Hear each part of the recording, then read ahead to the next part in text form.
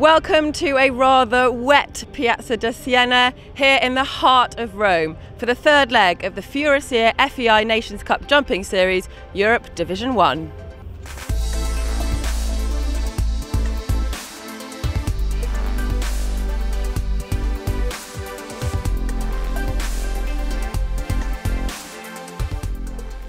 I'm here with FEI commentator Steve Hadley.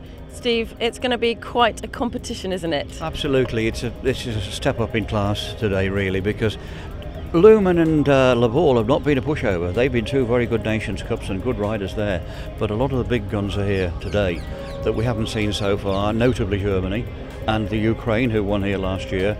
France and the Netherlands and Great Britain have got tremendously strong teams, the best they can muster. This is going to be a real tough one. And last year we went to a three-way jump-off. Do you envisage something similar this year? I don't know. You can never envisage a jump-off in any Nations Cup, really, because when it's as tight as this will be, I think, there's always that possibility.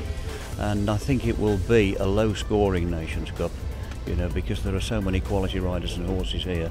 It depends what Uli Vetsani builds. If he builds it big and difficult, then, you know, it will prove to be very tricky, and there'll be some biggish scores and the less likelihood of a clear round, of a tie with clear rounds and a jump off. The conditions are not going to be great. It's a sand arena, so the rain has stopped now. You come to Italy expecting a bit of sunshine, forget it. You know, it's been raining all night, very heavy rain this morning, but I think it'll dry out okay. If we get a little bit of sunshine this afternoon, that won't be a factor. It would have been on grass, but that's a thing of the past here. So as Steve said, this is the first time we're seeing Germany in the Furusiyya FEI Nations Cup Jumping Series, and we caught up with Chef d'Equipe Otto Becker earlier. Yes, it's true. Lumen was very early. We had chosen Germany, and the same last week, La Baule, we had the German Championship, so Rome is our first Nations Cup, and I must say I'm very excited. Great Britain here scoring points for the first time this season, and Steve, they've brought a top team, haven't they? Top men, you know, Evergreen Michael Whittaker, I always call him the Evergreen Michael, he's been around forever. A relatively new name at the top level in Joe Clee, but he's had some tremendous form throughout the winter in the World Cup circuit. He thoroughly deserves his place. And of course Britain at the moment, enviable position, they've got numbers 1 and 2 in the world, in Scott Brash and Ben Mayer, and they're both here, first and last to go. So it's a tough British team. It's fairly straightforward for me because I've got the number 1 and 2 in the world, obviously, with Ben and Scott. And Ben will be starting off with Sella. He'll be first to go. It's first Nations Cup this year for Ben and Sella. Second will be Joe Clee, which is obviously a new combination for us. Last week he was fantastic with his Utamara horse in La Baule, but this week he's riding Dear Bliss. So that'll be very exciting for me to see exactly what that horse can do, and I've got great hopes for him for the future, for both his horses really.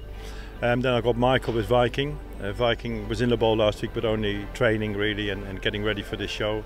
And then last week I've got Scott with Hello Sanctos. Definitely, this is a countable one for Great Britain. So yeah, we have to go well here. So, but I've seen all the horses jump. I think Joe's just jumping now, but they all look in good form, and yeah, I think we're all looking forward till tomorrow. So a top team here from Britain, but others that can't be discounted, Steve.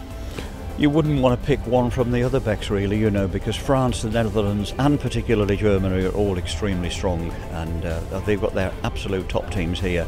And don't forget the Ukraine, of course, they won it here last year. They could spring a surprise again yet. It'll be a real good one. It's going to be a fantastic competition. Join us here in Rome at 15:10 CEST, and we'll see you there.